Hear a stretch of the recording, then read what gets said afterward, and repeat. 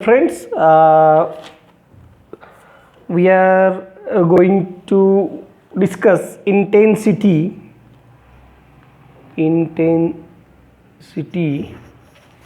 intensity of radiation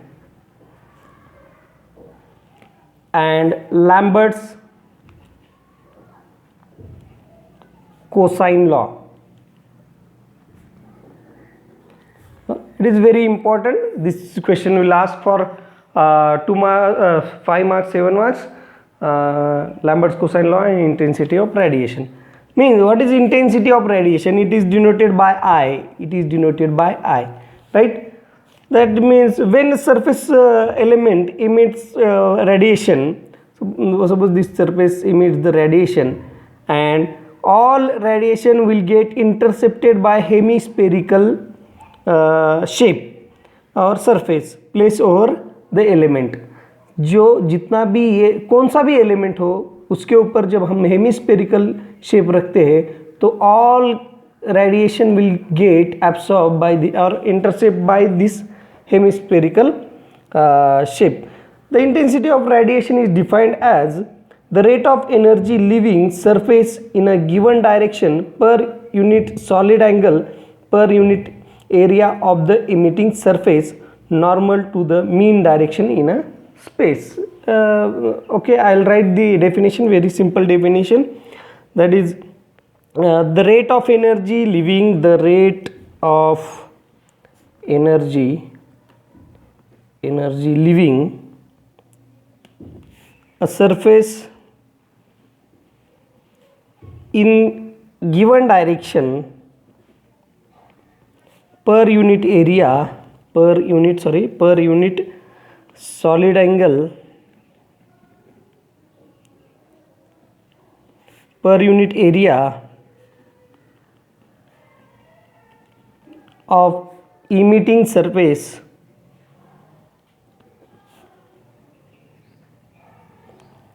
normal to the mean direction in space. Mean direction in space, right? What is solid angle? Then this I underline this solid angle. What is solid angle? Solid angle, right? It is defined as a portion of the space inside a sphere enclosed by conical surface with the vertex of the cone at the center of the sphere, right? That means I will draw, suppose this is emitting surface and this is conical surface, okay, and this angle is called as solid angle. This is surface which intercept, this is emitting element, right, and this angle is called as solid angle,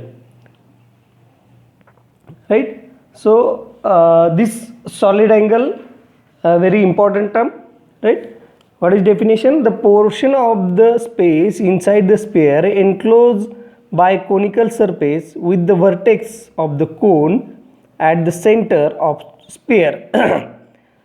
It is measured by the ratio of spherical surface enclosed by cone to the square of the radius of the sphere, right? Yes, it is measured by the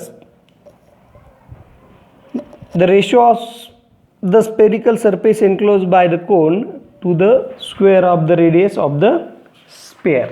So it is very simple to measure. So I will draw the diagram for this for hemispherical 2 pi solid angle subtended by complete hemispherical is equals to this is 2 pi r square divided by r square is equals to 2 pi, right? This is solid angle by the complete hemisphere. So I'll draw the diagram for explanation to find out the intensity of radiation. A very simple diagram. You have to draw this diagram in the examination, right? So this is normal, right? This is angle, this is like this, this is like this, sorry, this is dA2, that is equals to r square sine theta d theta d phi, right? This is the center, this is theta, this is d theta, this is from this is r sine theta,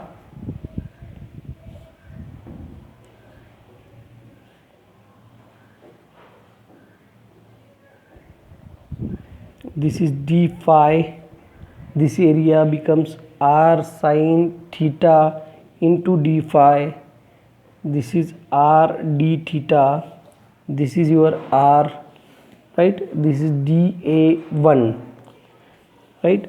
And this is nothing but your phi, right? This is suppose this is dA, right? Shows a small black surface dA emitting radiation in a different direction. A black body radiation collector through which the radiation passes is located in an angular position. So this characterized by zenith angle theta towards it. So surface normal and angle phi of the spherical coordinate system. Further, collector substance a solid angle d omega when viewed from point of emitter. So let us consider radiation from the elementary area dA1 at the center of a sphere as in figure. Suppose the radiation is absorbed by second elementary area dA2, a portion of the hemispherical surface. This is hemispherical and this is dA1 body dA1. Projected area dA1 on the plane perpendicular to the line joining dA1 and dA2. So dA2 is equals to dA1 cos theta, right? The solid angle is sustained by dA2 is equals to dA2 divided by r square, right? The intensity of radiation I is equals to dQ1 to 2, that is heat or energy emitted per unit solid angle dA1 into cos theta to dA2 divided by r square, right? Per unit area, per unit solid angle, but this is by the definition. So where this is energy radiation heat transfer from dA1 to then dA2 is equals to r d theta into bracket r sine theta into d phi, right? So dA2 is equals to r square sine theta into d theta d phi.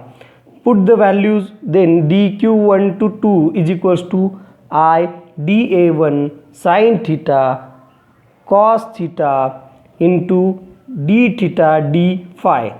The total radiation through hemisphere is given by taking integration. This is only elementary part, so we have to take derivation. Q is equals to integration I dA1 integration theta to theta, sorry 0 to theta 0 to pi by 2, sorry pi by 2 integration phi, that is 0 to phi is equals to 2 pi, then sine theta cos theta d theta and d phi. We have to take integration 2 pi I dA1 integration theta is equals to 0, theta is equals to pi by 2 sine theta cos theta into d theta, right? Then taking integration, it is very simple.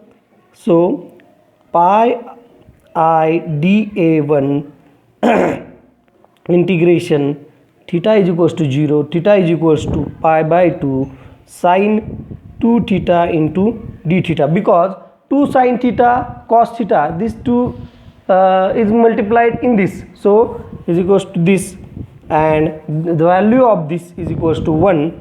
So q is equals to pi I dA1, q is equals to E dA1. So E dA1 is equals to pi I dA1. So E is equals to pi into I. So total emissive power of the diffuse surface is equals to pi times I. So total emissive power of diffuse is equals to pi times I. Okay, pi times I. Then Lambert's cosine law. Lambert's cosine law. What is Lambert's cosine law? The law states that total emissive power E theta from a radiating plane surface in any direction directly proportional to cosine of the angle of emission.